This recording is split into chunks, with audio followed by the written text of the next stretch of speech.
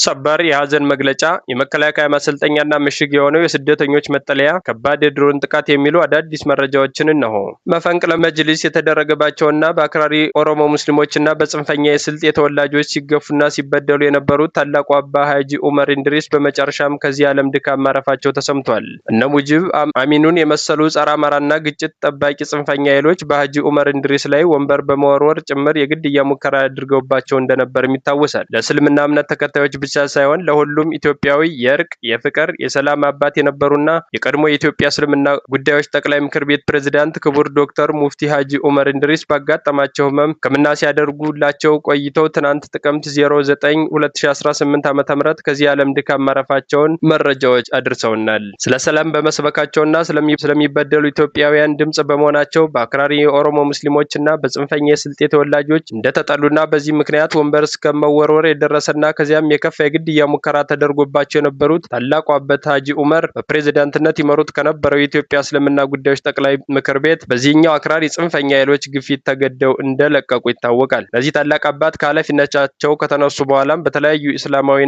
ሀገር አቀፍ መድረኮች ላይ እንዳይገኙ በእነዚህኛው አክራሪ ጽንፈኛ ኃይሎች ነፍጠኛ፣ የድሮ ስርዓት ናፋቂ፣ የአፄዎቹ ወዳጅ የተባሉ ሲከለከሉ መቆየታቸውን ለማረጋገጥ ተችሏል። እኒህ ታላቅ የሃይማኖት አባት በኃላፊነት ላይ በነበሩበት ወቅት የእስልምና እምነት ተከታይ የሆኑ የአማራ ተወላጆች በማንነታቸው ተለይተው በወለጋና በሌሎች የኦሮሚያ አካባቢዎች በአሰቃቂ ሁኔታ በጅምላ ሲጨፈጨፉ ድርጊቱ በአስቸኳይ እንዲቆም ወደ መጅሊስ መግለጫ ለመስጠት ሲሞክሩ ብልጽግናዊ እስልምና መፍጠር አለብን ከሚሉ የኦሮሞ ሙስሊሞችና ከስልጤ ጽንፈኞች ተደጋጋሚ የሆነ ዛቻና የግድያ ሙከራ ደርሶባቸዋል። ታላቁ አባት ሀጂ ዑመር እንድሪስ ሰሞኑን በጠና ታመው የሕክምና ክትትል ሲደረግላቸው ቢሰነብትም ነገር ግን መትረፍ ሳይችሉ ቀርተው ጥቅምት 09 2018 ዓ.ም አመሻሹን ከዚህ ዓለም ድካም አርፈዋል። ይህን አስመልክተው የተለያዩ ድርጅቶችና ግለሰቦች የሐዘን መግለጫቸውን አስተላልፈዋል። የጦር ማሰልጠኛ የሆነው የስደተኞች ካምፕ በሁለቱም ኃይሎች መካከል እየተደረገ ያለው ጦርነት ተጠናክሮ መቀጠሉ ይታወቃል። የተለያዩ ምሽጎች በማዘጋጀት የቀጠለው የብልጽግናው ኃይል ምሽጎች በፋኖ ኃይሎች እየተሰበረ አስቸጋሪ ሁኔታ ላይ እንደሚገኝ ከተለያዩ የጦር ሜዳዎች ያገኘናቸው መረጃዎች ያመለክታሉ። አሁን ላይ አቅጣጫቸውን በመቀየር ምሽጎች ህዝብን በሚጎዳና ተጠያቂ በሚያደርጉ ቦታዎች ላይ ብዛት ያላቸውን ምሽጎች እየሰሩ ይገኛሉ። ከነዚህም መካከል ለስደተኞች ታሳቢ ተደርጎ የተሰራ መጠለያ፣ የመንግስት ኃይሎች ካምፕና ምሽግ እየተደረገ ይገኛል። ይህም ስደተኞች የጦርነት ሰለባ እየሆኑ እንደሚገኙ መረጃዎች ይጠቁማሉ።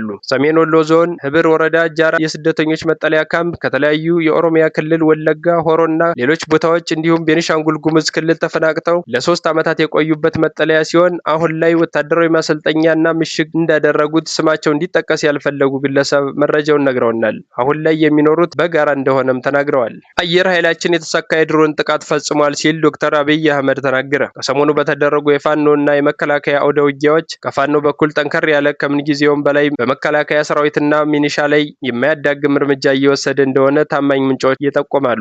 የሚሰዋው፣ የሚማረከው፣ የሚቆስለውና ወደ ፋኖ የሚቀላቀለው ኃይል በእጅጉ እየተበራከተ ነው። ይህን አስመልክቶ የኢትዮጵያ አየር ኃይል በተለያዩ ቦታዎች የድሮን ጥቃት እየሰነዘረ ይገኛል። ምንም እንኳን በፋኖ ኃይሎች ላይ ይህ ነው የሚባል ጉዳት ባያደርስም በንጹሃን ላይ ከባድ ጉዳት እያደረሰ እንደሆነ መረጃዎች ይጠቁማሉ። የኢፌዴሪ ጠቅላይ ሚኒስትር ዶክተር አብይ አህመድ በፋኖ ኃይሎች ላይ ከባድ የድሮን ጥቃት አድርሰናል፣ በዚህም ትልቅ ድል ተቀዳጅተናል፣ የድሮን ጥቃቱም ተጠናክሮ ይቀጥላል ሲሉ በመግለጫቸው ተደምጠዋል። በፋኖ ኃይሎች በኩልም ምንም እንኳን በንጹሃን ንብረት ላይ ጉዳት ቢደርስም በእኛ ላይ የደረሰ ጥቃት የለም፣ እኛም ከድሮን ጥቃት መከላከል የሚያስችለንን ጥንቃቄና ዘዴ እየተጠቀምን ነው ሲሉ ተናግረዋል።